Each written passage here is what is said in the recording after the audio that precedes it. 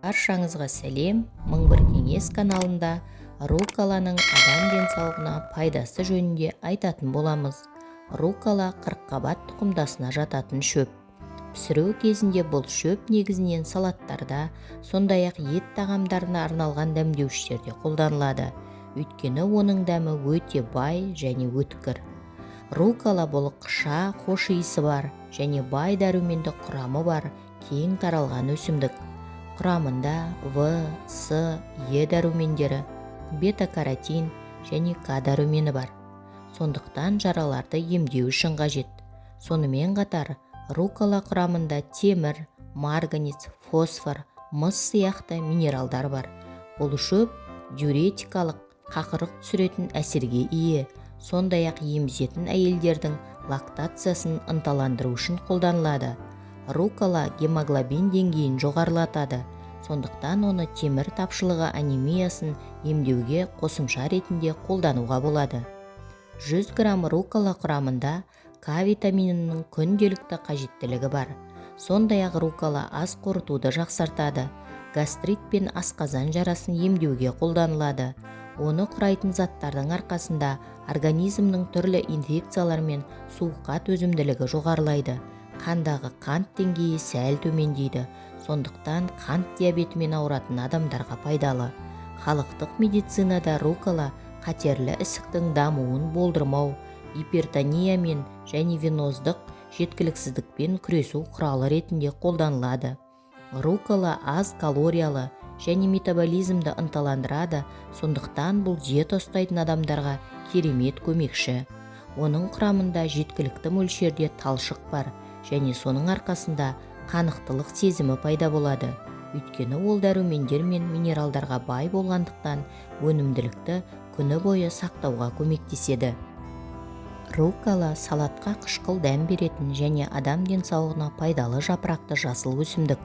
Бұл хош иісті шөп біреулерге өткір және қышқыл дәмімен ұнаса, басқа тамақ талғағыштар оны сол қышқылдығы үшін жей алмайды. Руккола сүйектерге пайдалы К дәруменіне бай.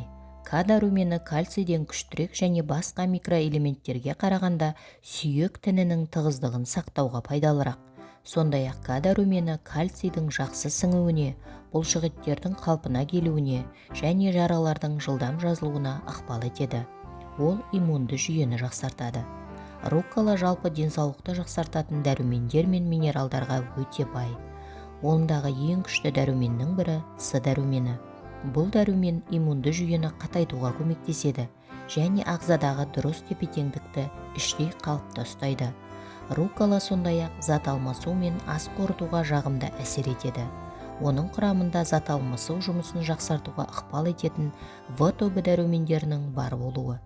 В тобының дәрумендері энергияның түзілуіне, майды синтездеуге, эритроциттердің түзілуіне және басқа да жасушалар саулығы үшін өмірлік маңызы бар процестерге көмектеседі. Ол қатерлі ісікке қарсы қасиетке ие. Рукколаның құрамындағы фитохимиялық заттар рак жасушаларының белсенділігін басады, ол қатерлі ісіктердің алдын алады. Сондай-ақ руккола көруді жақсартады. Каротиноидтардың көз саулығын жақсартатын табиғи пигменттердің танымал көзі болып келеді. Рациондағы каротиноидтар мөлшерін арттыра отырып, қартаюдың нашар көре бастау секілді классикалық белгісін баяулатуға болады. Бұл қышқыл шөп артық салмақтан арылуға көмектеседі.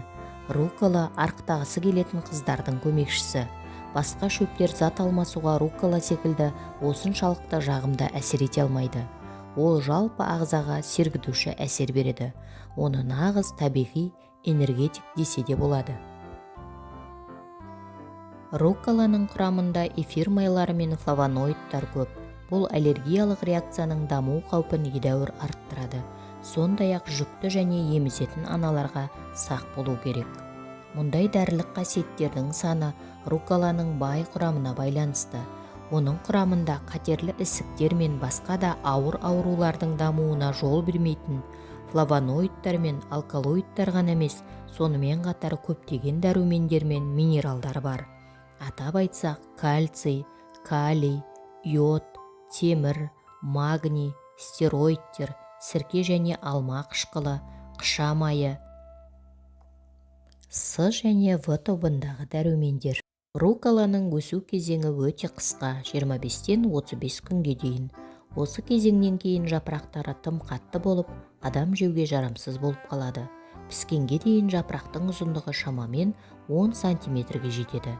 Руккола алудың тағы бір тәсілі терезеде немесе балконда руккола өсіру. Бұл өсімдік өте қарапайым.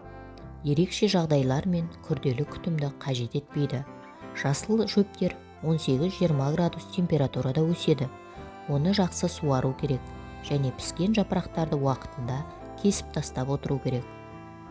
Әр түрлілігіне қарамастан, руккола бірқатар пайдалы және емдік қасиеттерге ие. Көптеген төмендегі ауруларға жақсы дәрігер болып табылады.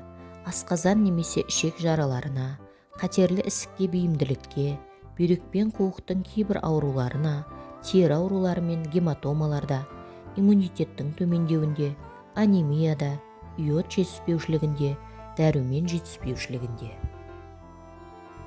Сондай-ақ шаш күтімінде де қолдануға болады. Шаштың түсуін азайтып, оның ішкі құрылымын жақсартады. Руккола ет пен көкөністермен жақсы үйлеседі. Балық тағамдарының дәмін жақсартады. Оны әртүрлі тұздықтарда, сүзбеде, пиццада және сэндвичтерде қолдануға болады. Руккола сатып алғанда сіз жапырақтың мөлшеріне мән беріңіз. Себебі оның дәмі оның мөлшеріне байланысты болады. Жапырақ неғұрлым үлкен болса, ол соғұрлым ащы болады. Руккола антиоксиданттар көзі. Бүгінгі пайдалы ақпаратым кәдеңізге жарасын. Каналыма тіркеліп, лайк басып, комментарий қалдыруды ұмытпаңыз.